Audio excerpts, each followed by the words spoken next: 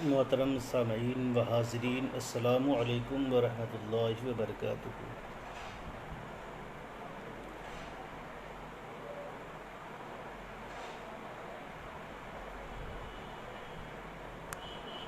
برادران اسلام، جیسا کہ میں نے آپ سے وعدہ کیا تھا کہ لائیو میں محو گفتگو ہوں گا، اللہ کے فضل سے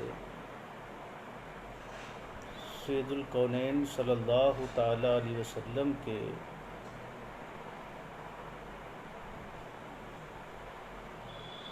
نظر کرم سے، شہدائے کرب بلا کی مہربانی سے آج یہ ناچیز آپ کے روبرو ہے۔ اللہ تبارک و تعالی ہمیں حق کہنے، حق سننے، حق بولنے کی توفیق عطا فرمائے۔ الحمدللہ الحمدللہ کفا وسلام علی عبادہ الذین اصطفیٰ، اما بعد فاعوذ باللہ من الشیطان الرجیم، بسم اللہ الرحمن الرحیم۔ ولا تقولوا لمن يقتل في سبيل الله اموات بل احياء ولكن لا تشعرون ولنبلونكم بشيء من الخوف والجوع ونقص من الاموال والانفس والثمرات وبشر الصابرين الذين اذا اصابتهم مصيبة قالوا انا لله وانا اليه راجعون۔ صدق اللہ المولانا العظیم وصدق رسولہ النبی الامین المتین الکریم، ونحن علی ذلک لمن الشاہدین والشاکرین والحمد للہ رب العالمین۔ حصول برکت کے لیے درود پاک پڑھ لیا جائے۔ اللہم صلی علی سیدنا شفیعنا حبیبنا طبیبنا مولانا محمد بارک وسلم، صلاۃ و سلاما علیک یا سیدی یا رسول اللہ صلی اللہ تعالی علیہ وسلم۔ برادران اسلام، آج محرم الحرام کی 9 تاریخ ہے، اور آج جو رات آنے والی ہے وہی شب عاشور ہے۔ کل 10 تاریخ ہوگی، جسے عاشورہ کا دن کہا جاتا ہے۔ کل کے روزے کے فضیلت کے سلسلے میں حدیث مروی ہے، میرے آقا صلی اللہ تعالی علیہ وسلم ارشاد فرماتے ہیں، جس کے راوی حضرت ابو ہریرہ رضی اللہ تعالی عنہ ہیں۔ میرے آقا نے ارشاد فرمایا کہ رمضان المبارک کے مہینے کے روزے کے بعد سب سے افضل روزہ عاشورے کا ہے، اور فرائض نمازوں کے بعد سب سے بہتر نماز صلاۃ اللیل یعنی رات کی نماز ہے۔ اللہ کے رسول صلی اللہ تعالی علیہ وسلم جب مکہ سے ہجرت کر کے مدینہ طیبہ پہنچے تو آپ نے دیکھا کہ 10ویں محرم کو، عاشورے کے دن، مدینہ کے یہودی روزہ رکھے ہوئے ہیں۔ تو اللہ کے رسول صلی اللہ تعالی علیہ وسلم نے پوچھا کہ تم آج کے دن روزہ کیسا ہو؟ تو انہوں نے بتایا کہ آج کا دن وہ دن ہے جس دن اللہ تبارک و تعالیٰ نے حضرت موسیٰ علیہ السلام کو فرعون جیسے بدطینت سے نجات عطا فرمائی تھی۔ اسی خوشی میں ہم لوگ روزہ رکھتے ہیں۔ اللہ کے رسول صلی اللہ علیہ وسلم نے ارشاد فرمایا، انا احق بموسیٰ منکم، ہم تو تم سے زیادہ بڑھ چڑھ کر کے موسیٰ سے محبت رکھنے والے لوگ ہیں۔ لہٰذا اللہ کے رسول صلی اللہ علیہ وسلم نے صحابہ کو بھی حکم دیا کہ وہ عاشورے کا روزہ رکھیں۔ ساتھ ہی ساتھ میرے آقا نے ارشاد فرمایا کہ اگر میں اللہ کے فضل سے انشاءاللہ اگلے سال تک باحیات رہا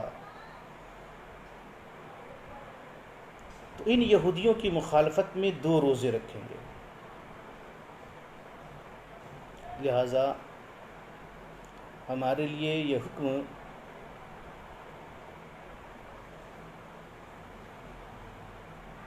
سمجھ میں آیا کہ ہم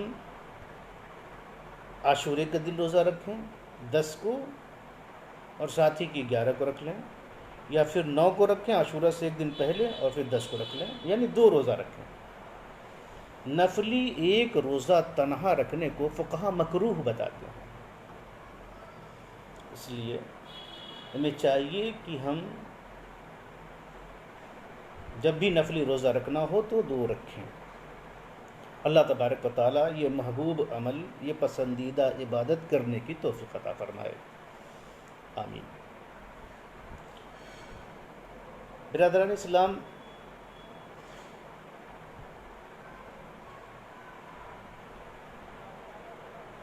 کربلا کے تعلق سے بیان کرتے ہوئے کل میں نے آپ کے سامنے اس بات کی وضاحت فرمائی تھی کہ کوفیوں کے متعدد خطوط پہنچنے کے بعد اور پیہم تقاضے کے بعد حضرت امام حسین رضی اللہ تعالیٰ نے اپنے چچا زاد بھائی اور بہنوئی حضرت مسلم بن عقیل کو کوفہ بھیجا اپنی نیابت کے طور پر۔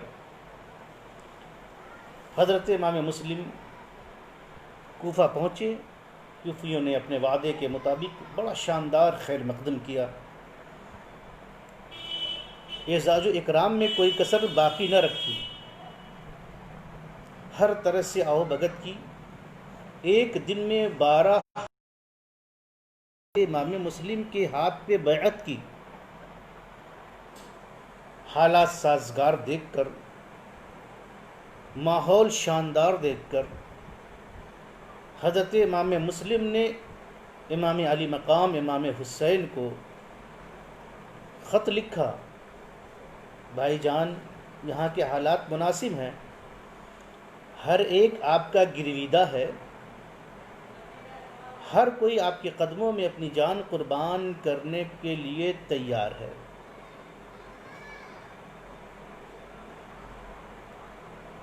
برائے مہربانی آپ خط پہنچتے ہی یہاں تشریف لانے کی زحمت گوارا کریں۔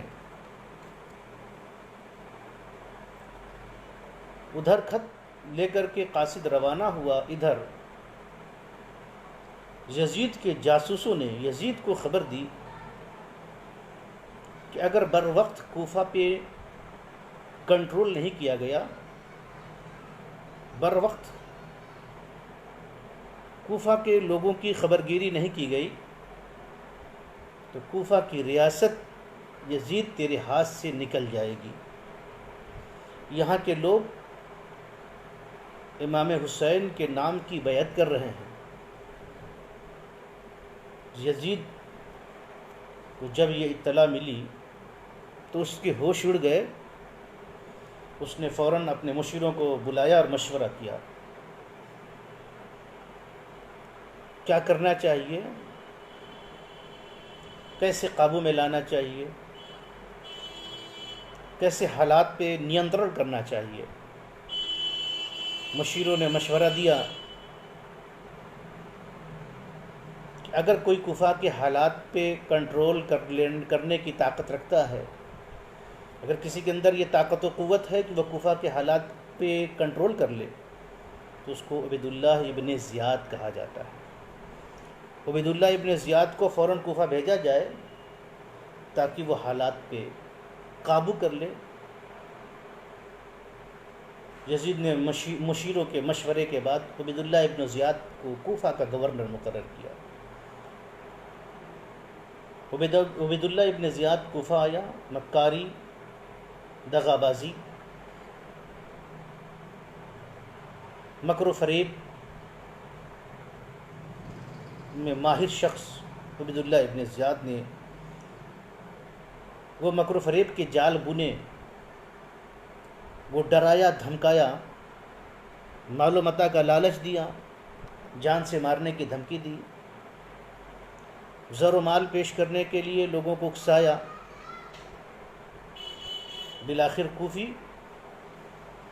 جن کا دغا مشہور ہے، ایک ایک کر کے امام علی مقام کے نائب امام مسلم کا ساتھ چھوڑنے لگے۔ امام مسلم تنہا کوفہ کے سرزمین میں گلیوں میں گھوم رہے ہیں۔ آخر وہ مقام آیا کہ آپ کو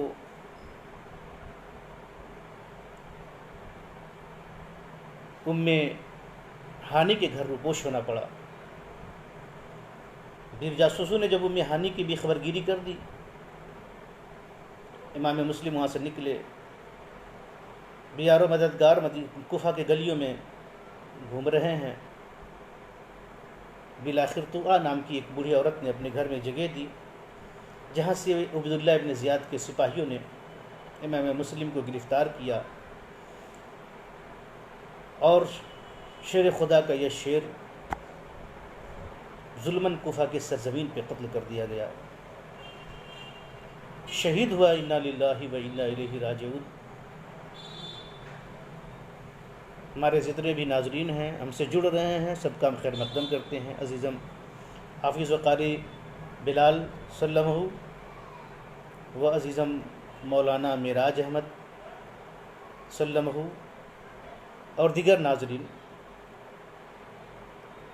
جن کی شکلیں ہم دیکھ رہے ہیں، جن کا نام ظاہر ہو رہا ہے نہیں ظاہر ہو رہا ہے، میں سب کے لیے دعا گو ہوں کہ اللہ تبارک و تعالیٰ سب کو صحت و سلامتی کے ساتھ رکھے اور سچے پکے طور پر اپنی زندگی گزارنے کی توفیق عطا فرمائے۔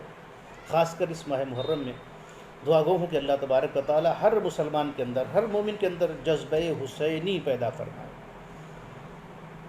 تو میں بتا رہا تھا امام مسلم کی شہادت کے بعد، جیسا کہ میں عرض کر چکا کہ آپ کے ساتھ دو صاحبزادے بھی آپ کے آئے تھے تاریخ میں، جن کا نام محمد اور ابراہیم بتایا جاتا ہے رضی اللہ تعالیٰ عنہ۔ باپ کی شہادت کے بعد اب بچوں کی بھی جان کے لالے تھے۔ واقعہ طویل ہے، القصہ مختصر۔ انہیں بھی گرفتار کیا گیا اور حارث نام کے بدبخت بدتینت نے دریائے فرات کے کنارے دونوں بچوں کو شہید کر دیا رضی اللہ تعالیٰ عنہ، اور انعام کی لالچ میں سر مبارک لے کر کے عبید اللہ ابن زیاد کے سامنے گیا، لیکن جیسی کرنی ویسی بھرنی۔ عبید اللہ ابن زیاد نے غصے میں بگڑتے ہوئے کہا کہ ظالم، تو نے ان بچوں کو شہید کر دیا، اگر یزید نے مجھے زندہ ان بچوں کو مانگا تو میں کہاں سے دوں گا؟ عبید اللہ ابن زیاد نے حکم دیا کہ حارث کی بھی گردن مار دی جائے۔ ظالم، فاسق، فاجر، لعنتی اپنے کردار کو پہنچا۔ یہ واقعات ادھر رونما ہو رہے ہیں، ادھر قاصد حضرت امام حسین کے پاس پہنچا، حالات سے آگاہ کیا۔ امام حسین مکہ سے کوفہ کی طرف روانہ ہوئے۔ امام حسین مکہ سے کوفہ کی طرف چلے ہیں تو سن 60 ہجری ہے، 3 ذی الحجہ ہے۔ ذی الحجہ کے 3 تاریخ ہے اور ہجری کا 60واں سال ہے جب امام علی مقام مکہ سے کوفہ کی طرف ہجرت کر رہے ہیں۔ راستے میں آئے، فرزدق شاعر سے ملاقات ہوئی اور لوگوں سے ملاقات ہوئی۔ فرزدق نے کہا کہ امام علی مقام کوفہ کے لوگوں پہ آپ بھروسہ مت کریں، وہاں کے لوگ وفا نہیں جانتے، زبانیں گرچہ آپ کے ساتھ ہیں لیکن ان کا دل اور تلواریں بنو امیہ کے ساتھ ہیں۔ امام علی مقام نے جواب دیا کہ جو اللہ کی مرضی ہے اس رضا پہ راضی ہے۔ آپ عازم سفر رہے، آپ کا لگاتار سفر جاری رہا، یہاں تک کہ آپ کربلا کے میدان میں آپ پہنچے۔ کربلا کے میدان میں پہنچے امام حسین تو محرم کی 2 تاریخ ہے اور 61 ہجری امام علی مقام پہنچے۔ پہلے ہی سے پلاننگ عبیداللہ ابن زیاد کی ہو چکی تھی کہ امام حسین کو اپنے نرغے میں لے لیا جائے، ان کا راستہ روکا جائے۔ اس نے حر کو بھیجا، عمرو ابن سعد کو بھیجا، متعدد لشکری پہنچے، باتیں ہوتی رہیں، صلح و مصالحت کی گفتگو بھی امام حسین نے کیا، لیکن پلاننگ جو یزید کی تھی، عبیداللہ ابن زیاد کی تھی، یہ ننگے خاندان، ننگے و عار قوم و ملت لعنتیوں نے کسی طور پر بھی مصالحت گوارا نہیں کیا۔ امام علی مقام، شہزادے رسول امام حسین اور دیگر افراد اہل بیت و امان و انصار کے اوپر 7 محرم الحرام کو پانی بند کر دیا گیا۔ امام علی مقام کے خیمے تک پانی نہ پہنچنے پائے۔ آج 9 محرم الحرام ہے، ٹھیک یہی وہ تاریخ تھی، عصر کا وقت تھا۔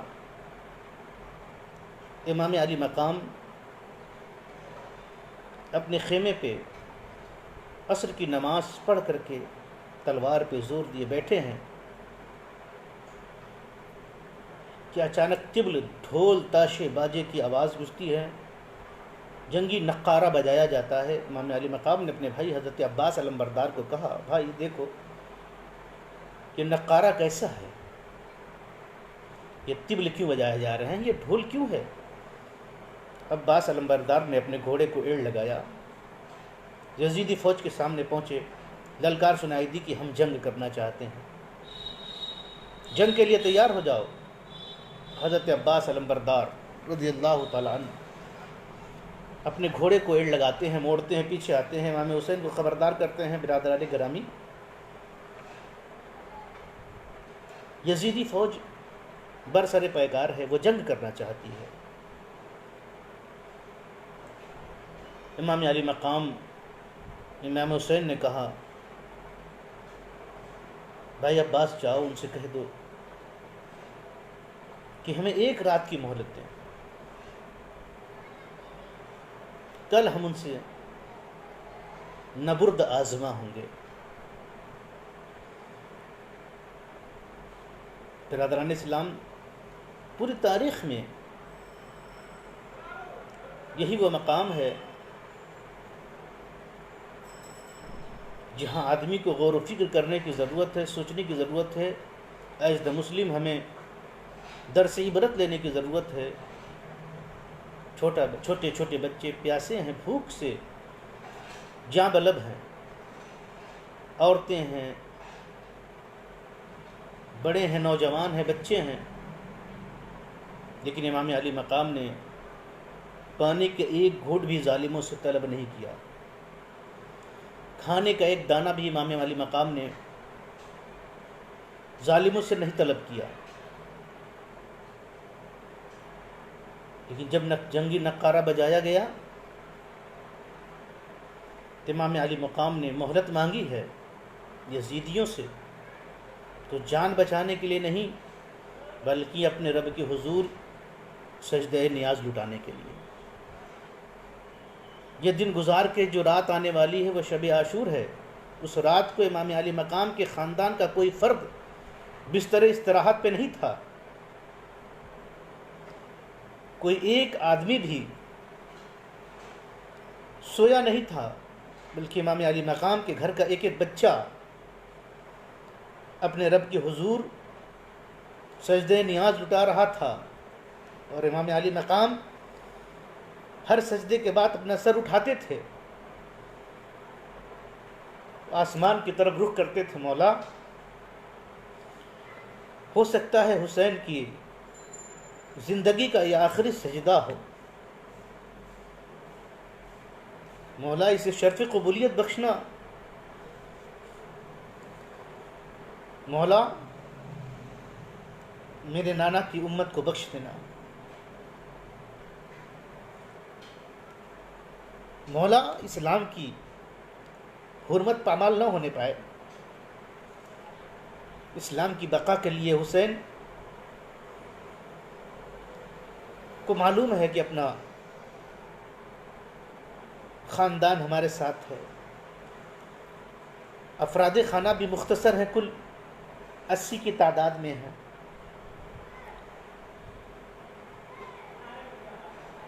اور سامنے 22,000 کا لشکر جرار ہے۔ مولا ان سے جنگ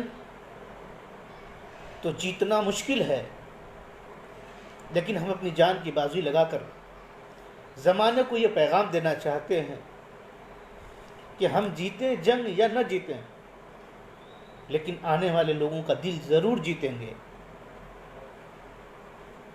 امام علی مقام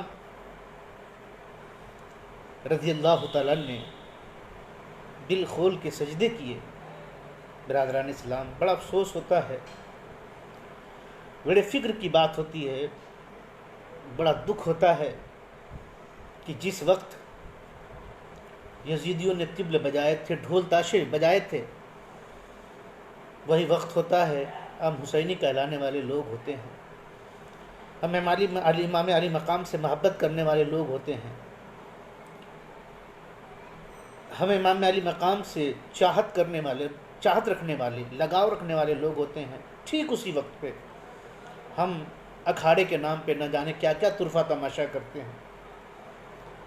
یہاں ہوش کے ناخن لینے کی ضرورت ہے، وقت وہی ہے، تاریخ وہی ہے، کام وہی ہے، جو ہم حسین کی محبت کا نام لے کر کے یزیدیوں والا کرتے ہوئے نظر آتے ہیں۔ کہیں ایسا تو نہیں کہ محبت کے نام پہ ہم کچھ ایسا کر رہے ہیں جو حسین کو ناگوار ہو، جو حسین کے نانا کو ناگوار ہو، جو علی اکبر کو ناگوار ہو، جو حضرت عباس علم بردار کو ناگوار ہو۔ اور یاد رکھیے، اگر ہمارا کوئی کام سرور کائنات کو ناگوار ہو جائے یا اہل بیت اطہار کے اصول کے اسوہ کے خلاف ہو جائے، تو یاد رکھیے کہ ہماری بخشش کے لیے پھر کوئی اور سہارا نہیں۔ برادران اسلام، اپنے اعمال کو، اپنے کام کو، اپنے کردار کو، اپنی بات چیت کو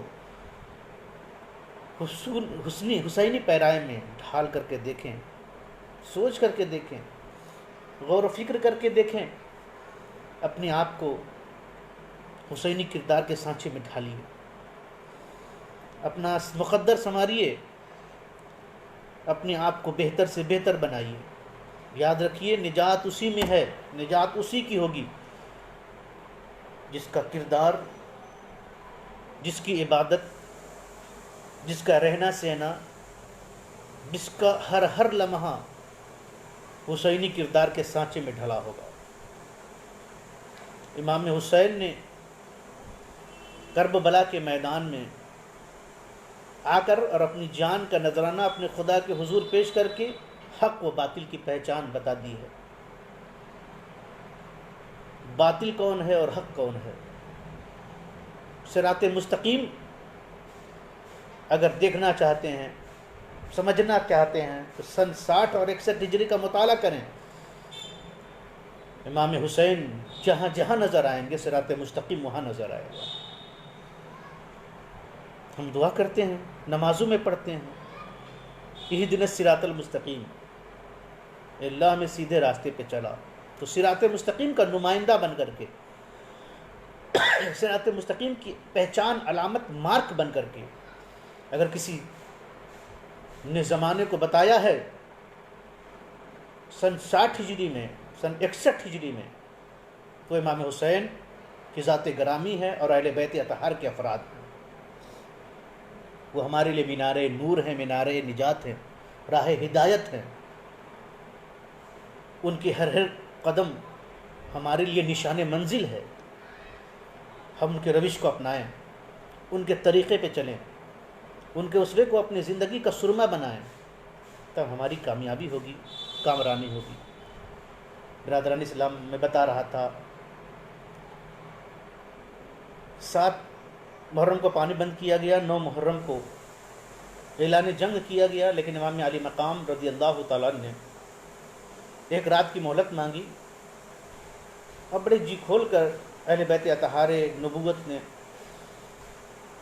اپنے رب کے حضور سجدے نیاز۔ 10ویں محرم کی تاریخ ہوئی، صبح کا اجالا پھیلا، یزیدی فوج صف بستہ ہوئی، نقارے بجانے لگے، تماشے ہونے لگے، طرح طرح کی بکواس سے میدان گونج اٹھا۔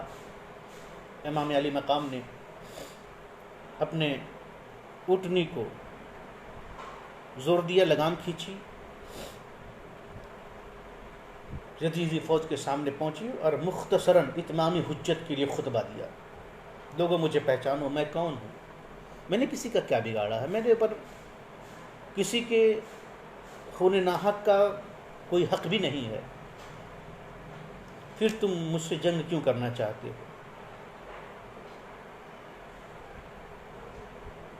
یزیدی فوج کی طرف سے کوئی جواب نہ ملنا تھا، نہ ملا، بس صدائیں بلند ہوئیں، الحرب الحرب، جنگ جنگ، القتال القتال، لڑائی لڑائی، جھگڑا جھگڑا، طرح طرح کی باتیں دشمنوں کی طرف سے اٹھیں۔ امام علی مقام نے اپنی اٹھنی کو موڑا، خیمہ اطہر کے پاس آئے اور کہا کہ اب جنگ ناگزیر ہو گئی ہے، ڈیفنس کی جنگ لڑنی ہوگی، جان بچانے کی کوشش کرنی ہوگی۔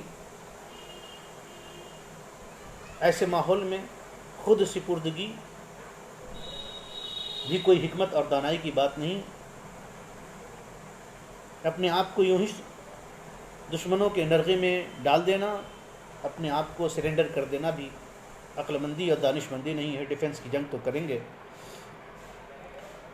امام علی مقام کے ساتھیوں امان و انصار نے کہا، حضور جب تک ہم زندہ ہیں، ہمارے رگ میں خون کا ایک قطرہ ہے، قطعاً آپ کے اوپر کوئی آنچ نہیں آ سکتی، نہ آپ کو میدان کارزار میں جانے کی ضرورت ہے، ہم ایک ایک کر کے پروانہ وار چراغ مصطفی پہ نثار ہوتے رہیں گے۔ امام علی مقام کے ساتھی میدان کارزار میں گئے۔ جتنے بھی ہم شہادت کے واقعات پڑھتے ہیں کہ 72 شہدائے کرام کی لاشیں بے گور و کفن کربلا کے میدان میں پڑی تھیں، تو یاد رکھیے یہ سارا کچھ 10ویں محرم الحرام کو ہوا تھا۔ نہ 5 کو جنگ لڑی گئی، نہ 6 کو، نہ 7 کو، نہ 8 کو، نہ 9 کو، 10 کی صبح سے لے کر کے اور عصر کے وقت سارے کارنامے انجام پائے تھے۔ صرف 10 محرم الحرام کی صبح کو ہی یہ سارے معاملات پیش آئے تھے۔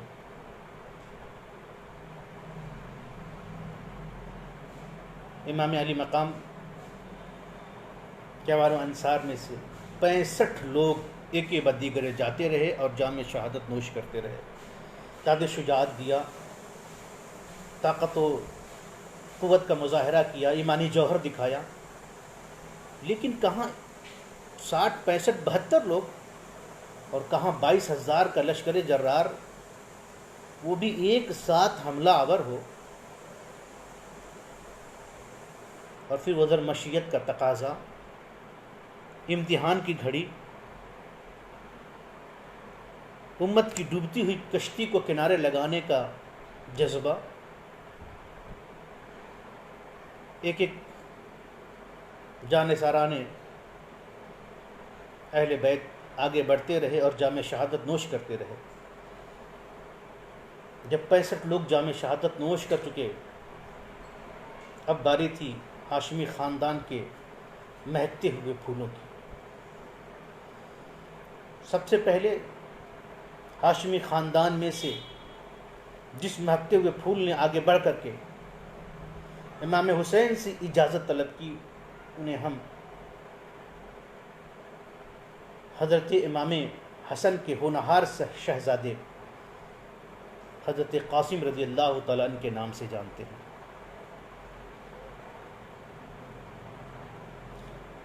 حضرت قاسم رضی اللہ تعالیٰ نے امام حسین کے سامنے آیا اور اجازت طلب کی۔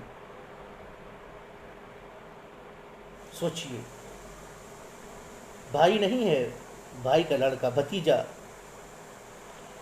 امام علی مقام سے اجازت طلب کر رہا ہے رن میں جانے کے لیے۔ جنگ کا انجام امام حسین کو پتہ ہے۔ واہ رے شیر خدا کے شیر، کیا کلیجہ تھا آپ کا، کیا حوصلہ تھا، کیا ہمت تھی آپ کی۔ آپ سب کچھ سے باخبر ہوتے ہوئے آپ نے اپنے بھتیجے کو رن میں جانے کی اجازت مرحمت فرما دی۔ کس شان سے امام قاسم رن میں پہنچے ہیں۔ دشمن کے ایک سپاہی حمید بن مسلم کا بیان ہے کہ جب آپ میدان جنگ میں آئے تو ایسا معلوم ہوتا تھا جیسے چاند کا ٹکڑا نمودار ہو گیا ہو۔ ان کے جسم پر زرہ بھی نہ تھی، لوہے کی وہ جاکٹ جسے بلڈ پروف جاکٹ کہتے ہیں، وہ بھی امام قاسم کے بدن پہ نہیں ہے، بلکہ صرف ایک پیراہن، ایک کرتا پہنے ہوئے شوق شہادت کے جوش سے میدان میں آ گئے اور یزیدیوں کو مخاطب کر کے فرمایا، اے دین کے دشمن، میں قاسم بن حسن بن علی ہوں، میں خاندان رسالت کا چشم و چراغ ہوں، جسے میرے مقابلے میں بھیجنا ہو بھیجو۔ عمرو ابن سعد نے ملک شام کے ایک نامی گرامی پہلوان ارزق سے کہا تم اس کے مقابلے میں جاؤ۔ اس نے کہا اس بچے کے مقابلے میں جاؤں، جانا تو میری توہین ہے، ہرگز نہیں ہوگا۔ ابن سعد نے کہا اسے بچہ نہ سمجھو، یہ حیدر قرار کا خون ہے، یہ حسن کا بیٹا اور فاتح خیبر کا پوتا ہے، 3 دن کا بھوکا پیاسا ہے، مگر اس کا مقابلہ آسان نہیں ہے۔ ارزق نے کہا کچھ بھی ہو میں تو نہیں جاؤں گا، البتہ اپنے 4 بیٹوں میں سے بڑے بیٹے کو بھیج دیتا ہوں، ابھی 1 منٹ میں اس کا سر کاٹ کر لے آئے گا۔ ارزق کا بیٹا، بڑا بیٹا آپ کے مقابلے میں آیا، اس نے مقابلہ کیا اور چند منٹوں میں اس کو تڑپا کے رکھ دیا۔ اس کی تلوار اٹھا لی ارزق نے کہ دوسرے بیٹے نے اپنے بھائی کو خاک و خون میں تڑپتا دیکھا تو غصے میں بھرا ہوا سامنے آیا۔ آپ نے پہلے ہی بار میں اسے بھی موت کے گھاٹ سلا دیا۔ تیسرا بیٹا آیا، چوتھا بیٹا آیا، آپ نے ایک ایک کر کے سب کو فنار کیا۔ جب ہاشمی شیر نے ارزق کے 4 بیٹوں کو جہنم رسید کر دیا تو ارزق کا سارا غرور خاک میں مل گیا اور غصے میں کانپنے لگا، اور جن کے مقابلے میں آنا وہ اپنی توہین سمجھتا تھا اب ان سے لڑنے پہ مجبور ہو گیا۔ ہاتھی کی طرح چنگھاڑتا اور شیر کی طرح دہاڑتا ہوا میدان میں آیا۔ حضرت قاسم کو للکارا کہ لڑکے تیار ہو جاؤ، اب موت تمہارے سر پر آ گئی ہے۔ آپ نے فرمایا ارزق ہوش کی دوا کرو، تو اوروں کے لیے طاقت کا پہاڑ ہوگا، لیکن ہاشمی بہادروں کو تو نہیں دیکھا ہے، ہماری رگوں میں شیر خدا کا خون ہے، تو ہمارے سامنے کوئی حیثیت نہیں رکھتا۔ ارزق آگ بگولا ہو گیا اور حضرت قاسم پر نیزہ سے حملہ کر دیا۔ آپ نے اس کے وار کو بیکار کر دیا، پھر آپ نے بھی نیزے سے وار کیا جو خالی گیا، پھر دونوں طرف سے تلواریں چلنے لگیں۔ اچانک حضرت قاسم نے ارشاد فرمایا، ارے ارزق، تو اپنے آپ کو اتنا بہادر سمجھتا ہے، لیکن ہمارے مقابلے میں آ کر لڑائی کے سب گر بھول گیا، سارے ہنر لڑائی کے بھول گیا، اپنے گھوڑے کی زین ذرا کس لے۔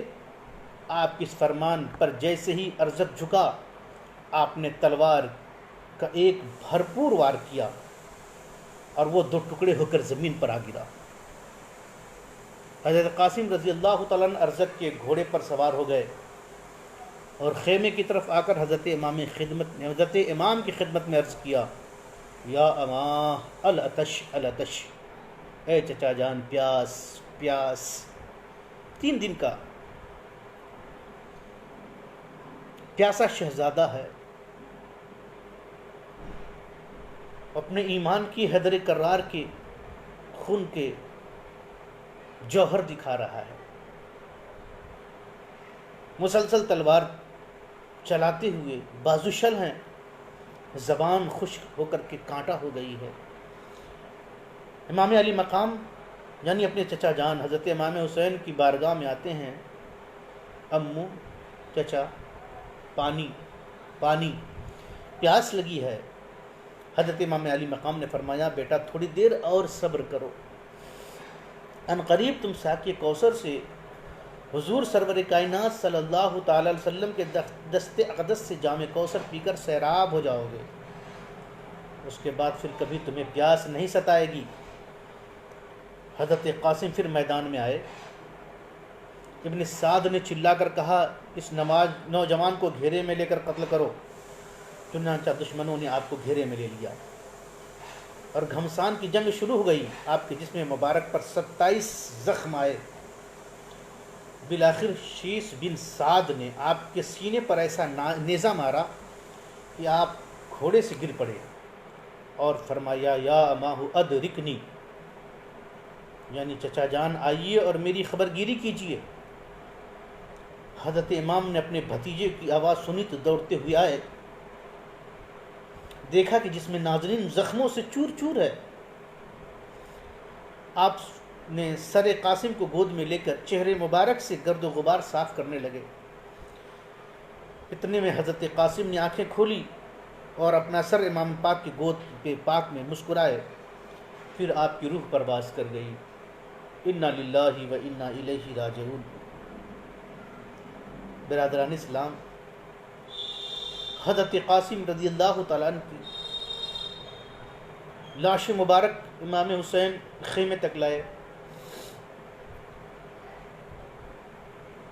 ابھی خیمے تک لا کر کے رکھا ہی تھا کہ حضرت زینب رضی اللہ تعالیٰ عنہ کے دو صاحبزادے حضرت عون و محمد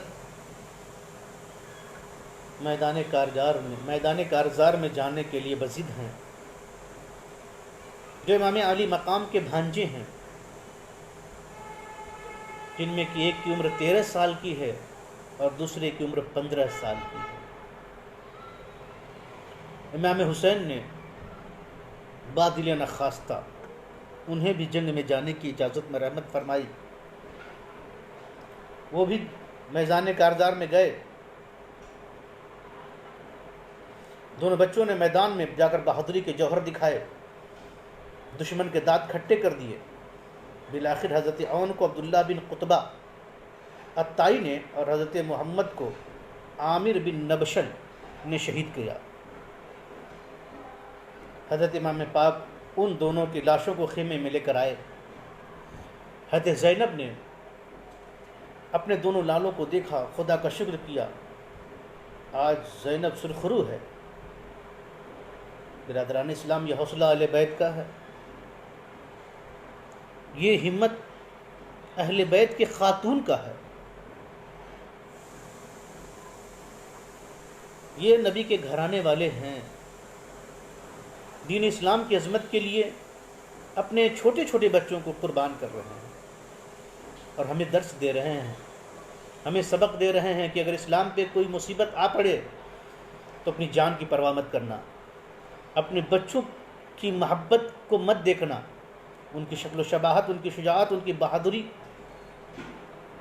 ان کی ناموری کو مت دیکھنا، ضرورت آ پڑے تو اپنا کنبہ بھی راہ خدا میں قربان کر دینا۔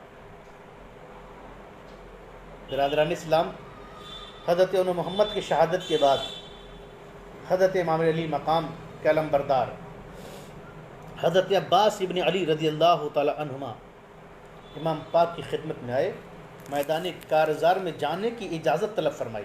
یہ سب 10 محرم 10 تاریخ کی باتیں ہیں۔ ساتھ ہی یہ بھی عرض کیا کہ اب مجھ سے علی اصغر اور دوسرے ننھے بچوں کی پیاس دیکھی نہیں جاتی، آپ مجھے اجازت دیجیے تاکہ میں نہر فرات سے ایک مشکیزہ پانی لاؤں اور ان پیاسوں کو پلاؤں۔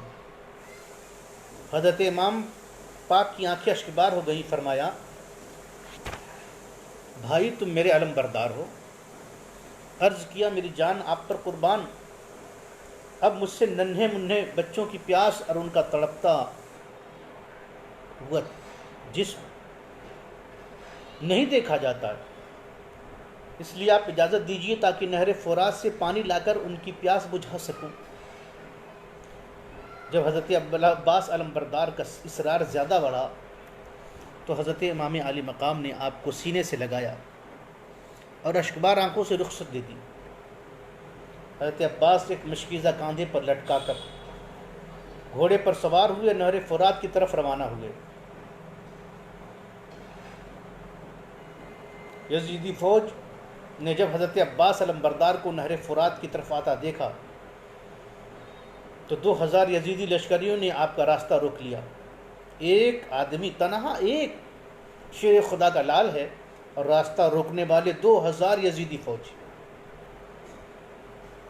حضرت عباس نے یزیدی فوج سے خطاب فرمایا، کوفیو، اللہ تعالیٰ سے ڈرو اور رسول اللہ صلی اللہ علیہ وسلم سے شرماؤ۔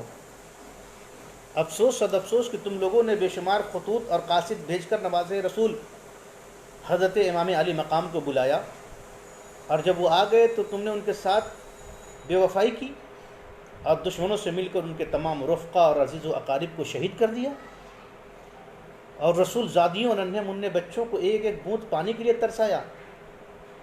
سوچو اور غور کرو، میدان محشر میں ان کے نانا کے حضور کیا منہ دکھاؤ گے؟ کوفی نے جواب دیا، اگر تمام روئے زمین پانی ہو جائے تو بھی ہم لوگ تمہیں پانی کا ایک قطرہ نہ لینے دیں گے۔ ظالموں کو یہ جواب سن کر آپ کو جلال آ گیا، ایک نعرہ شیرانہ لگایا اور فرمایا، حسین سر کٹا سکتے ہیں لیکن فاسق و فاجر کے سامنے جھکا نہیں سکتے۔ فرات کے محافظوں نے یہ کلمات سنے تو حضرت عباس پہ ٹوٹ پڑے اور تلواروں، نیزوں اور تیروں کی بارش کر دی۔ حضرت عباس نے بھی ڈٹ کر ان کا مقابلہ کیا، فرمایا اور نہر فرات کے قریب پہنچ گئے اور گھوڑے کو فرات میں داخل کر دیا۔ مشکیزہ بھرا اور ایک چلو پانی کا لیا، مگر ننھے بچوں کے پیاس کا خیال آیا، ان کا تڑپنا بلکنا یاد آیا تو غیرت ایمانی نے گوارا نہ کیا کہ ساقی کوثر کے دلارے علی اور فاطمہ کے جگر کے پیارے پیاسے رہیں اور میں سیراب ہو جاؤں۔ فوراً پانی کو پھینکا اور بھرا ہوا مشکیزہ بائیں کاندھے پر لٹکایا اور نکل پڑے۔ چاروں طرف سے شور اٹھا کہ راستہ روک لو، مشکیزہ چھلنی کر دو۔ اگر مشکیزہ خیمہ حسین تک پہنچ گیا تو پھر ہماری خیر نہیں۔ ادھر حضرت عباس اس کوشش میں تھے کہ کسی بھی طرح اہل بیت نبوت کے پیاسوں تک یہ پانی پہنچ جائے۔ جب دشمنوں نے آپ کو چاروں طرف سے گھیر لیا تو آپ نے بفرے ہوئے شیر کی طرح یزیدیوں پر حملہ شروع کر دیا۔ لاش پر لاش گرنے لگی، خون کی نالی بہنے لگی۔ اس طرح آپ برابر دشمنوں کو مارتے، کاٹتے، چیرتے، پھاڑتے ہوئے خیمہ حسین کی طرف بڑھتے چلے جا رہے تھے کہ اچانک ایک خبیث زرارہ نامی نے پیچھے سے دھوکہ دے کر ایسی تلوار چلائی کہ آپ کا بایاں ہاتھ کٹ کر کندھے سے الگ ہو گیا۔ آپ نے فوراً مشکیزہ کو اپنے دائیں کندھے پہ لٹکا لیا۔ اسی ہاتھ سے تلوار بھی چلاتے رہے کہ پھر اچانک نوفل بن ارزق خبیث نے ایسا وار کیا کہ داہنا ہاتھ بھی کٹ کر کندھے سے الگ ہو گیا۔ اب آپ نے مشکیزوں کو دانت سے پکڑ لیا، مگر پھر مشکیزہ خیمہ حسینی تک پہنچنا اللہ کو منظور ہی نہ تھا۔ ایک بدبخت نے تاک کر ایسا تیر مارا کہ مشکیزہ کے پار ہو گیا، سارا پانی بہہ گیا۔ پھر ظالموں نے آپ کو چاروں طرف سے گھیر کر زخموں سے چور چور کر دیا، یہاں تک کہ آپ گھوڑے کے زین سے زمین پر آ گئے اور آتے ہی پکارا، یا اخاہ ادرکنی، یعنی اے بھائی جان میری خبر گیری فرمائیے۔ امام علی مقام دوڑ کر تشریف لائے، دیکھا کہ عباس علمبردار خون میں نہائے ہوئے ہیں اور عنقریب جام شہادت نوش فرمانے والے ہیں۔ شدت غم سے امام کی زبان پر کلمات جاری ہوئے، الان انکسر ظہری، اب میری کمر ٹوٹ گئی۔ پھر حضرت عباس کی لاش کو آپ اٹھا کر خیمے کی طرف لا رہے تھے کہ ان کی روح قبض سے انصری سے پرواز کر گئی۔ انا للہ و انا الیہ راجعون۔ برادران اسلام، مجھے ایک شعر یاد آ رہا ہے، شکست آب کا اتہاس لکھ دیا جائے، شکست آب کا اتہاس لکھ دیا جائے، ورق ورق پہ پیاس لکھ دیا جائے، سر غرور اٹھانے لگی ہیں پھر موجیں، سر غرور اٹھانے لگی ہیں پھر موجیں، چلو فرات پہ عباس لکھ دیا جائے۔ برادران اسلام، حضرت امام علی مقام نے جب دیکھا کہ جملہ احبا و اقربا اور بھائیوں بھتیجوں میں سب نے جام شہادت نوش فرما لیا ہے، اور آپ کے ساتھ بجز آپ کے 3 صاحبزادوں امام زین العابدین، امام علی اکبر اور حضرت علی اصغر رضی اللہ تعالیٰ عنہم کے اور کوئی باقی نہ رہا، تو حضرت امام زین العابدین بیمار تھے، حضرت علی اصغر ابھی شیر خوار تھے، اور حضرت علی اکبر کی عمر شریف 18 سال کی تھی۔ آپ نے خود بنفس نفیس میدان جنگ میں جانے کا ارادہ فرمایا۔ حضرت علی اکبر نے جب والد گرامی کو میدان میں جاتے ہوئے دیکھا تو آگے بڑھ کر حضرت امام سے لپٹ گئے اور عرض کیا، ابا جان، آپ میرے ہوتے ہوئے میدان جنگ میں کیوں تشریف لے جا رہے ہیں؟ مجھے اجازت دیجیے۔ حضرت امام نے محبت بھری نگاہ اپنے فرزند ارجمند پر ڈالی اور فرمایا، بیٹا، میں تمہیں کس دل سے اجازت دوں؟ کیا میں تمہیں خاک و خون میں غلطہ ہونے کی اجازت دوں؟ بیٹا تم نہ جاؤ، یہ یزیدی صرف میرے خون کے پیاسے ہیں، مجھے شہید کرنے کے بعد یہ کسی سے تعرض نہ کریں گے۔ لیکن حضرت علی اکبر نے بہت اصرار کیا اور قسمیں دیں تو امام علی مقام کو چاروں ناچار اجازت دینی پڑی۔ حضرت علی اکبر میدان جنگ میں جانے کے لیے تیار ہوئے تو امام علی مقام نے خود اپنے ہاتھوں سے 18 سالہ حسین و جمیل جوان بیٹے کو گھوڑے پر سوار کیا۔ آہ کیا منظر رہا ہوگا، کیا وہ وقت رہا ہوگا، آسمان نے پھر ایسا منظر کبھی نہیں دیکھا ہوگا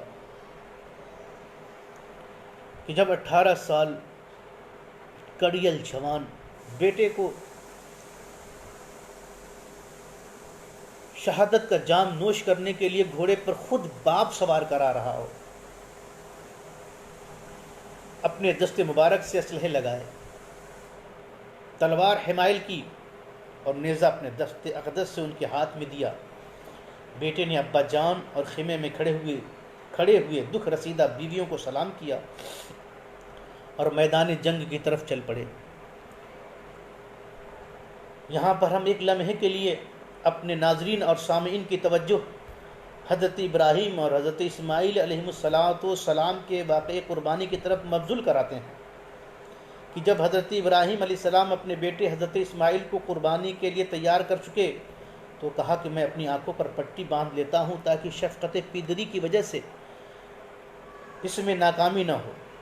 کربلا کی دھرتی پر حضرت امام اپنی آنکھوں پر پٹی نہیں باندھتے بلکہ خود اپنے ہاتھوں تیار کر کے اپنے بیٹے کو میدان کارزار میں بھیج رہے ہیں اور ان کو قربان کرتے ہوئے لاشا لاتے ہوئے دیکھتے ہیں۔ حضرت علی اکبر جو شکل و شمائل میں حضور صلی اللہ علیہ وسلم کے بہت مشابہ تھے، میدان جنگ میں پہنچے اور مبارزت طلب فرمایا، لیکن یزیدی لشکر میں سے کوئی سامنے نہ آیا تو آپ نے خود ہی لشکر عادا میں گھس کر حملہ کر دیا، اشقیاء کو درہم برہم کر دیا۔ کافی دیر تک لڑتے رہے، جب پیاس سے بے قرار ہوئے پلٹ کر ابا جان کی خدمت میں آئے، عرض کیا، یا ابا العطش العطش، ابا جان پیاس کا بہت زیادہ غلبہ ہے۔ حضرت امام نے ان کے چہرے سے گرد و غبار صاف کیا اور اپنی انگوٹھی ان کے منہ میں ڈال دی، جس کے چوسنے سے انہیں تسکین ہوئی، اور پھر میدان میں آئے اور مبارزت طلب فرمایا۔ عمرو ابن سعد کے بار بار غیرت دلانے اور موصل کی گورنری کی لالچ میں طارق نامی ایک پہلوان آپ کے مقابلے میں نکلا، لیکن حضرت علی اکبر نے ایسا وار کیا کہ وہ گھوڑے سے گرا اور ڈھیر ہو گیا۔ طارق کے بیٹے عمرو ابن طارق نے جب اپنے باپ کا یہ حال دیکھا تو غصے میں آگ بگولا ہو گیا اور دوڑ کر حضرت علی اکبر پر حملہ کر دیا۔ شہزادے نے ایک ہی وار میں اس کا بھی کام تمام کر دیا۔ اس کے بعد طارق کا دوسرا بیٹا طلحہ بن طارق آیا، اسے بھی موت کے گھاٹ اتار دیا۔ اس کے بعد طارق کا پورا لاشا اور اس کے بیٹوں کا لاشا پڑا ہوا ہے۔ یہ دیکھ کر، یہ ہیبت دیکھ کر پورا یزیدی لشکر تھرا اٹھا۔ اب یزیدیوں میں سے کسی کی ہمت نہ ہوئی کہ آپ کے مقابلے میں آئے۔ آخر ابن سعد نے محکم بن طفیل کو 1000 سواروں کے ساتھ یکبارگی حملہ کرنے کے لیے بھیجا۔ تنہا ایک شیر خدا کا شیر ہے۔ فاطمہ کا راج دلارا ہے، حسین کی آنکھوں کا تارا ہے، شہر بانو کے جگر کا ٹکڑا ہے، تنہا اکیلا ہے شیر خدا کا شیر، 1000 کا لشکر آپ کو اپنے نرغے میں لیتا ہے۔ ان نابکاروں نے چاروں طرف سے آپ کو نرغے میں لے لیا اور اس چمنستان فاطمی کے پھول کو زخموں سے چور چور کر دیا۔ بالآخر آپ پشت سے زمین پر آ گئے اور پکارا یا ابتاہ ادرکنی، اے ابا جان میری خبر گیری کیجئے۔ حضرت امام علی مقام گھوڑا بڑھا کر میدان میں پہنچے اور شہزادے کو اٹھا کر خیمہ میں لائے، سر کو گود میں لیا، ان کے چہرے انور سے گرد آلود خون صاف کرنے لگے۔ اتنے میں حضرت علی اکبر نے آنکھیں کھولی، ابا جان کا آخری دیدار کیا اور بہشت بری کو روانہ ہو گئے۔ انا للہ و انا الیہ راجعون۔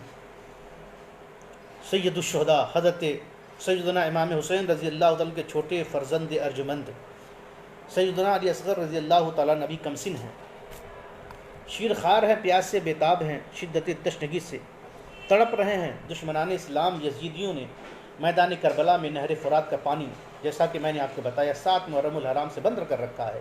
3 دن ہو گئے ہیں، اہل بیت اطہار پر کھانا پانی بند ہے۔ بھوک کی پیاسی ماں کے سینے میں دودھ خشک ہو چکا ہے اور خیمے میں کہیں بھی پانی کا نام و نشان تک نہیں ہے۔ ایسے عالم میں اس ننھے بچے کی خشک زبان کبھی باہر آتی ہے اور کبھی بے چینی سے پورا بدن ہلنے لگتا ہے۔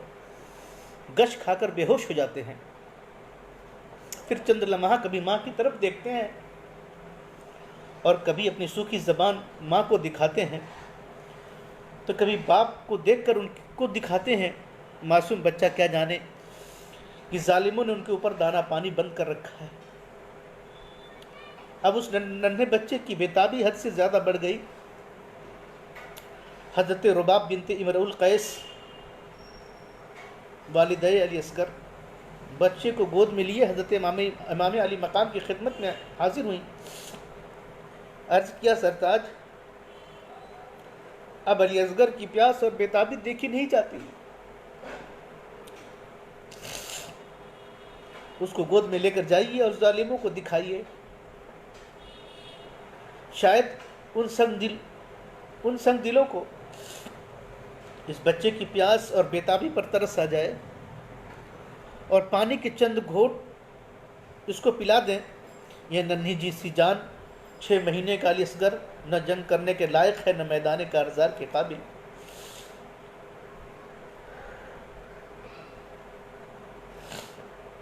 حضرت امام علی مقام اس ننھے سے نور نظر کو سینے سے لگا کر سیاہ دل دشمنوں کے سامنے تشریف لے گئے اور فرمایا، اے میرے نانا جان کا کلمہ پڑھنے والوں، میں نے اپنے تمام کنبہ اور خاندان و احباب کو تمہاری بے رحمی اور جور و جفا کی نذر کر دیا۔ اب بھی اگر آتش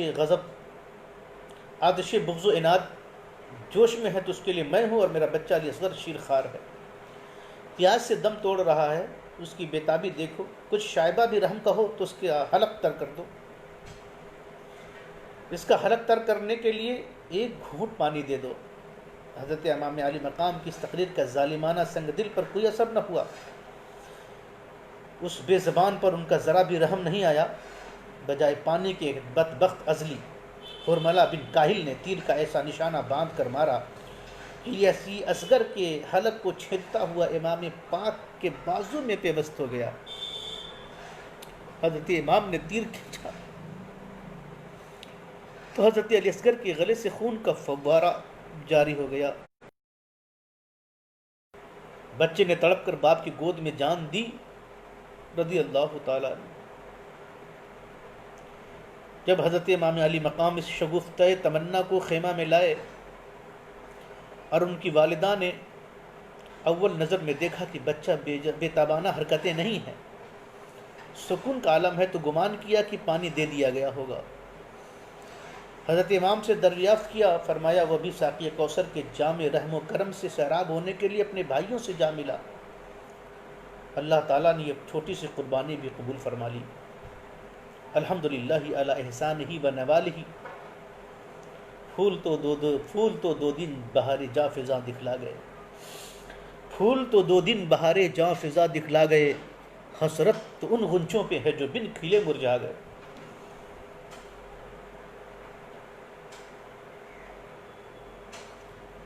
حضرت امام علی مقام حضرت علی اصغر کو دشمنوں کے سامنے صرف حجت قائم کرنے کے لیے لے گئے تھے کہ کل یزیدی یہ نہ کہیں کہ اگر ہمیں ننھے شیرخوار علی اصغر کی پیاس کا علم ہوتا تو ہم ضرور اس بچے کو پانی دیتے۔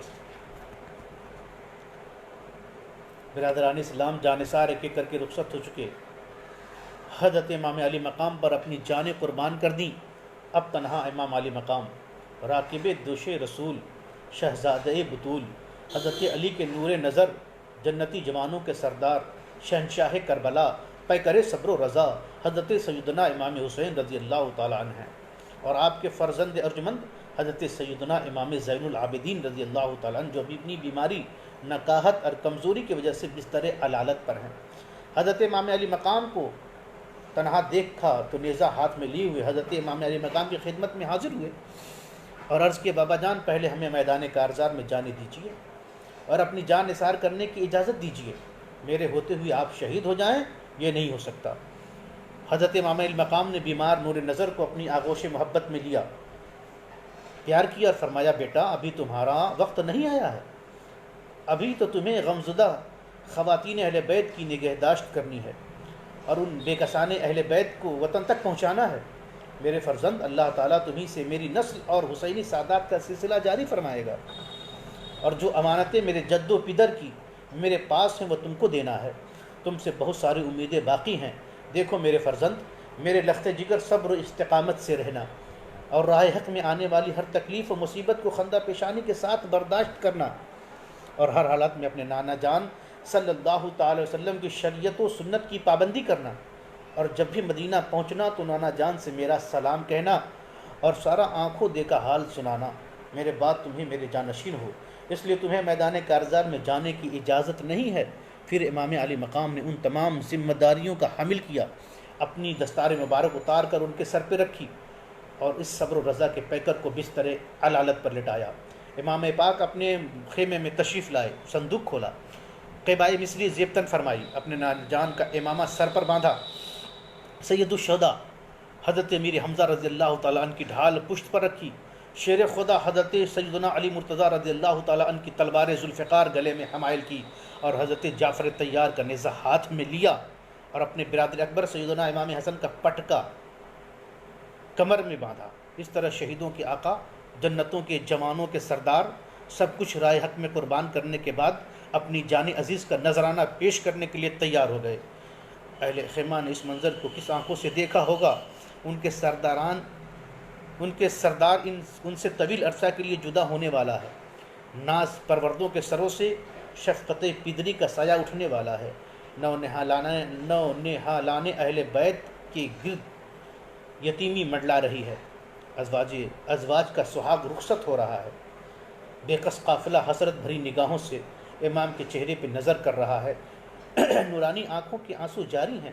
حضرت امام پاک نے اہل بیت اطہار کو خدا کے سپرد فرمایا، سب کو صبر و شکر کی تلقین فرمائی۔ خاص بات جو کرب و بلا کے میدان میں ہمیں ملتی ہے، اتنا رنج ہے، دکھ ہے، درد ہے، مصیبت ہے، آفت ہے، بلا ہے، لیکن کہیں بھی آہو بکا نہیں ہے تو صبر و شکیب کی داستان ہے، صبر و شکیب کی تلقین ہے، اللہ کے شکر کرنے کا حوصلہ ہے۔ سب کو اپنا آخری دیدار دکھا کر اور آخری سلام کر کے گھوڑے پر سوار ہو گئے۔ 3 دن کے بھوکے پیاسے اپنی نگاہوں کے سامنے اپنے بیٹے، بھائیوں، یتیموں، بھتیجوں اور جانشانوں کو رائے حق میں قربان کر دینے والے امام پہاڑوں کی طرف جمی ہوئی فوجوں کے مقابلے میں شیر کی طرح ڈٹ کر کھڑے ہو گئے۔ میدان کربلا میں ایک ولولہ انگیز رجز پڑھی جو آپ کے نسب اور ذاتی فضائل پر مشتمل تھی، اور اس میں شامیوں کو رسول کریم صلی اللہ علیہ وسلم کی ناخوشی اور ناراضگی اور ظلم کے انجام سے ڈرایا تھا۔ اس کے بعد آپ نے ایک فصیح و بلیغ تقریر فرمائی، اس میں آپ نے حمد و صلات کے بعد فرمایا، اے لوگو، تم جس رسول کا کلمہ پڑھتے ہو اسی رسول کا ارشاد ہے، جس نے حسن و حسین سے دشمنی کی اس نے مجھ سے دشمنی کی، اور جس نے مجھ سے دشمنی کی اس نے اللہ تعالیٰ سے دشمنی کی۔ تو اے یزیدیو، اللہ سے ڈرو اور میری دشمنی سے باز آ جاؤ۔ اگر واقعی خدا و رسول پر ایمان رکھتے ہو تو سوچو اس خدائے سمیع و بصیر کو کیا جواب دو گے، اعظم صلی اللہ علیہ وسلم کو کیا منہ دکھاؤ گے؟ اپنے رسول کے لاڈلوں کا گھر اجاڑنے والوں، اپنے انجام پہ نظر کرو۔ بے وفاؤ، تم نے مجھے خطوط اور قاصد بھیج کر بلایا اور کہا کہ ہماری رہنمائی فرمائیے اور ہمیں شریعت و سنت رسول پر حامل بنائیے، ورنہ ہم خدا کے حضور آپ کا دامن پکڑ کر شکایت کریں گے۔ اس لیے میں چلا آیا، اور جب میں آ گیا تو تم نے میرے ساتھ برا سلوک کیا اور مظالم کی انتہا کر دی۔ ظالموں، تم نے میرے بیٹوں، بھائیوں اور بھتیجوں کو خاک و خون میں تڑپایا، میرے رفقا کو شہید کیا اور میرے خون کے پیاسے ہو۔ اے یزیدیو، سوچو میں کون ہوں، کس کا نواسا ہوں؟ میرے والد گرامی، میری والدہ صاحبہ کون تھیں؟ بے غیرتو، اب بھی وقت ہے شرم سے کام لو اور میرے خون سے اپنے ہاتھ کو رنگین کر کے اپنی عاقبت برباد نہ کرو۔ اتنے میں یزیدی لشکر میں شور اٹھا۔ کسی نے کہا حسین، ہم کچھ سننا نہیں چاہتے، آپ کے لیے سیدھا راستہ یہ ہے کہ آپ یزید کی بیعت کر لیجئے یا پھر جنگ کے لیے تیار ہو جائیے۔ امام علی مقام نے فرمایا، بدبختو، مجھے خوب معلوم ہے کہ تمہارے دلوں پر مہر لگ چکی ہے اور تمہاری غیرت ایمانی مردہ ہو چکی ہے۔ اے یزیدیو، میں نے یہ تقریر صرف اتمام حجت کے لیے کی ہے تاکہ کل تم یہ نہ کہہ سکو کہ ہم نے حق اور امام برحق کو نہیں پہچانا تھا۔ الحمدللہ، میں نے تمہارا یہ عذر ختم کر دیا۔ اب رہا یزید کی بیعت کا سوال، تو یہ مجھ سے ہرگز نہیں ہو سکتا کہ میں فاسق و فاجر کے سامنے سر چکا دوں۔ مرد حق باطل سے ہرگز مات کھا سکتے نہیں، مرد حق باطل سے ہرگز مات کھا سکتے نہیں، سر کٹا سکتے ہیں لیکن سر جھکا سکتے نہیں۔ امام علی مقام نے جب دیکھا کہ یہ بدبخت میرے قتل کا وبال اپنی گردنوں پر ضرور لیں گے اور میرا خون بہائے بغیر چین سے نہیں بیٹھیں گے، تو آپ نے فرمایا، اب تم لوگ جو ارادہ رکھتے ہو اسے پورا کرو، جسے میرے مقابلے کے لیے بھیجنا چاہتے ہو بھیجو۔ چنانچہ مشہور جنگجو اور بہادر جو حضرت امام حسین کے مقابلے کرنے کے لیے محفوظ رکھے گئے تھے، ان میں سے ابن سعد نے سب سے پہلے تمیم بن قحطبہ کو آپ کے مقابلے کے لیے بھیجا، جو ملک شام کا نامی گرامی پہلوان تھا۔ وہ غرور و تکبر کے کلمات کہتا ہوا اور اپنی بہادری کی ڈینگیں مارتا ہوا امام علی مقام کے سامنے آیا۔ آتے ہی آپ پر حملہ کرنا چاہا کہ شیر خدا کے شیر نے ذوالفقار کا ایسا وار کیا کہ اس کا سر جسم سے جدا ہو گیا اور اس کی تمام بہادری غرور خاک میں ملا دیا۔ یہ دیکھ کر یزید ابتدی بڑے کر و فر کے ساتھ آگے بڑھا اور آپ کے سامنے پہنچ کر ایک نعرہ مارا اور کہا کہ شہر آفاق ہوں، کہ میں شہرۂ آفاق ہوں، بڑے بڑے بہادروں کو آنکھ جھپکتے ہی موت کے گھاٹ اتار دیتا ہوں۔ لوگ میری شجاعت اور بہادری کا لوہا مانتے ہیں، کسی میں میرے مقابلے کی تاب نہیں۔ فاتح خیبر، شیر خدا، علی مشکل کشا کا شیر نے فرمایا، تم جیسے نامردوں کو میری نزدیک کوئی حقیقت نہیں۔ شامی جوان یہ سن کر آگ بگولا ہو گیا اور فوراً گھوڑا کدا کر آپ پر تلوار کا وار کیا۔ حضرت امام نے اس وار کو بیکار کر کے پھرتی کے ساتھ اس کی کمر پر ایسی تلوار ماری کہ اس کے 2 ٹکڑے ہو گئے۔ بدر بن سہیل بن یہ منظر دیکھ کر غصے سے لال پیلا ہو گیا اور ابن سعد سے کہا، کن بزدلوں اور بہادروں کے نام کو بدنام کرنے والوں کو حسین کے مقابلے میں بھیج دیا، جو ہاتھ بھی جم کر مقابلہ نہ کر سکے۔ میرے 4 بیٹوں میں سے کسی کو بھیج دیتے، پھر دیکھ منٹوں میں حسین کا سر کاٹ لاتے ہیں۔ چنانچہ ابن سعد نے اس کے بڑے لڑکے کو اشارہ کیا، وہ گھوڑا کوداتا ہوا امام علی مقام کے سامنے پہنچا۔ آپ نے بہتر ہوتا کہ تیرا باپ مقابلے میں آتا تاکہ وہ تجھے خاک و خون میں تڑپتا ہوا نہ دیکھتا۔ پھر آپ نے ذوالفقار حیدری کی ایک ہی بار سے اس کا کام تمام کر کے جہنم رسید کر دیا۔ بدر نے جب اپنے بیٹوں کا یہ حشر دیکھا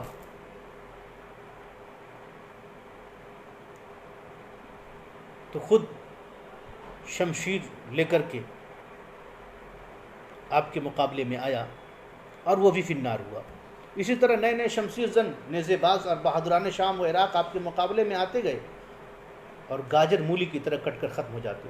شیر خدا کے شیر نے 3 دن بھوک پیاس کے باوجود شجاعت و بہادری کا وہ جوہر دکھایا کہ زمین کربلا بہادران شام و عراق کی لاشوں کا کھیت ہو گیا۔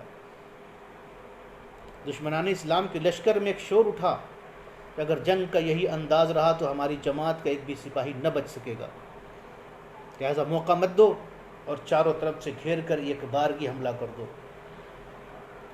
اب سینکڑوں تلواریں چمکنے لگیں۔ دشمنان اسلام بڑھ کر امام پاک پر حملہ کرنے لگے۔ ادھر آپ کی تلوار ذوالفقار سے آپ جس طرح حملہ کرتے، پرے کے پرے کاٹ ڈالتے۔ اور دشمنوں کے سروں کو اس طرح اڑا دیتے جیسے باد خزاں کے جھونکے درختوں سے پتے گرا دیتے ہیں۔ ابن سعد کو جب اس طرح کی جنگ میں کامیابی نظر نہ آئی تو اس نے حکم دیا کہ چاروں طرف سے تیروں کی بوچھار کر دی جائے، جب خوب زخمی ہو جائیں تو نیزوں سے حملہ کیا جائے۔ تیر اندازوں نے آپ کو چاروں طرف سے گھیر لیا اور چاروں طرف سے تیروں کی بارش ہو گئی۔ حضرت امام کا گھوڑا اس قدر زخمی ہو گیا، اس میں کام کرنے کی طاقت نہ رہی، مجبوراً حضرت امام کو ایک جگہ ٹھہرنا پڑا، ہر طرف سے تیر آ رہے ہیں اور امام مظلوم کا جسم اقدس تیروں کا نشانہ بن رہا ہے، تن نازنین زخموں سے چور اور لہو لہان ہو رہا ہے۔ بے وفا کوفیوں نے جگر پارے رسول فرزند بطول کو خطوط اور قاصدوں کے ذریعے بلا کر مہمان بنانے کا وعدہ کیا تھا، اور وہ اپنے مہمان کے ساتھ ایسا سلوک کر رہے ہیں۔ اچانک ذہن میں بجھا ہوا ایک تیر آیا اور حضرت امام پاک کی پیشانی پر لگا۔ یہ وہ پیشانی ہے جسے رسول اکرم صلی اللہ تعالی علیہ وسلم نے ہزاروں بار بوسہ چوما تھا۔ تیر لگتے ہی چین انور پر خون کا دھارا بہ نکلا، آپ گش کھا کر زمین پر آ رہے۔ اب ظالموں نے نیزوں سے حملہ کر دیا۔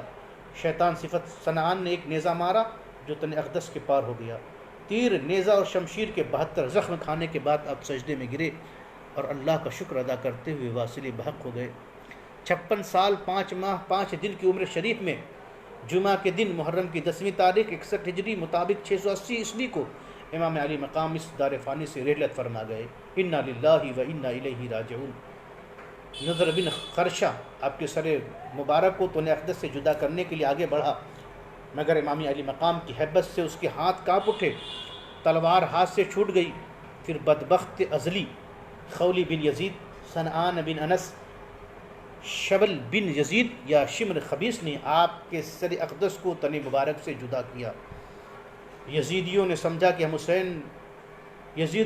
کہ ہم نے حسین کو مار ڈالا اور وہ مر گئے، لیکن زروین کربلا کا ذرہ ذرہ زبان حال سے ہمیشہ ہمیشہ پکارتا رہے گا کہ اے حسین تو زندہ ہے واللہ، تو زندہ ہے واللہ، میری چشم عالم سے چھپ جانے والے۔ قتل حسین اصل میں مرگ یزید ہے، اسلام زندہ ہوتا ہے ہر کربلا کے بعد۔ نواسے رسول جگر گوشے بطول حضرت سیدنا امام حسین رضی اللہ تعالیٰ عنہ کو صرف بے دردی سے شہید کرنے پر ہی بلکہ آپ کے جسم مبارک پہ جو کپڑے تھے ان کو بھی لوٹ لیا گیا۔ آپ کے ناش مبارک پہ گھوڑے دوڑائے گئے۔ اس شقاوت و سنگ دلی پر زمین کانپ اٹھی، عرش الہی تھرا گئی، عرش الہی تھرا گیا، زمین و آسمان خون کے آنسو رہے، جن و انس میں صف ماتم بچ گئی۔ خاص طور سے اس شقاوت سے اللہ کے رسول صلی اللہ علیہ وسلم کو کتنا صدمہ پہنچا، اس کا اندازہ ہم اور آپ نہیں لگا سکتے ہیں۔ برادران اسلام، امام علی مقام نے دین حنیف کی بقا کے لیے، اسلام کی سربلندی اور سرخروئی کے لیے اپنی جان کی قربانی پیش کی، اپنے اہل و عیال کو قربان کیا۔ اللہ تبارک و تعالیٰ کی بارگاہ میں دعا ہے، مولا تبارک و تعالیٰ اہل بیت اطہار کو اور تمام شہداء کو جنت الفردوس میں اعلیٰ سے اعلیٰ مقام عطا فرما، ان کے درجات کو مزید بلند فرما، ان کے صدقۃ فعل میں ہم گنہگاروں کا بھی بیڑا پار فرما، ہم گنہگاروں کو بھی صراط مستقیم پہ چلنے کی توفیق عطا فرما، آمین بجاہ سید المرسلین صلی اللہ تعالی علیہ وسلم۔ چند شعر امام علی مقام رضی اللہ تعالیٰ عنہ کے منقبت کے آپ کی شان میں۔ کلمہ توحید ہے تیری شہادت اے حسین، کلمہ توحید ہے تیری شہادت اے حسین، تو نہ ہوتا تو نہ رہ جاتی صداقت اے حسین، تیری قربانی نے زندہ کر دیا اسلام کو، تیری قربانی نے زندہ کر دیا اسلام کو، وہ رہے گا تا ابد تیری بدولت اے حسین، طالبان منزل امن و سکون کے واسطے تیری قربانی ہو شمع ہدایت اے حسین۔ ملت اسلام کو ملتا ہے ایک درس حیات، ملت اسلام کو ملتا ہے ایک درس حیات، کیسے بھولے ہم تیرا یوم شہادت ہے حسین۔ احتمال آنے کا ہے پھر سے یزیدیت کا دور، احتمال آنے کا ہے پھر سے یزیدیت کا دور، پھر جہان نو کو ہے تیری ضرورت ہے حسین۔ حال میرا کچھ بھی ہو میرا عقیدہ ہے یہی، حال میرا کچھ بھی ہو میرا عقیدہ ہے یہی، حال میرا کچھ بھی ہو میرا عقیدہ ہے یہی، بخشوائے گی مجھے تیری محبت ہے حسین رضی اللہ تعالی عنہ۔ آخر میں سلام کے چند اشعار پیش کر کے آپ سے رخصت چاہوں، جس نے حق کربلا میں ادا کر دیا۔ جس نے حق کربلا میں ادا کر دیا، اپنے نانا کا وعدہ وفا کر دیا، گھر کا گھر سب سپرد خدا کر لیا نوش، جس نے شہادت کا جام، اس حسین ابن حیدر پہ لاکھوں سلام، اس حسین ابن حیدر پہ لاکھوں سلام۔ اے کربلا کی خاک اس احسان کو نہ بھول، اے کربلا کی خاک اس احسان کو نہ بھول، تڑپی ہے تجھ پہ لاش جگر گوش اے بطول، اسلام کے لہو سے تیری پیاس بجھ گئی، اسلام کے لہو سے تیری پیاس بجھ گئی، سیراب کر گیا تجھے خون رگ رسول صلی اللہ تعالیٰ علیہ وسلم۔ برادران اسلام، اب اس ناچیز کو اجازت دیجیے، اللہ حافظ۔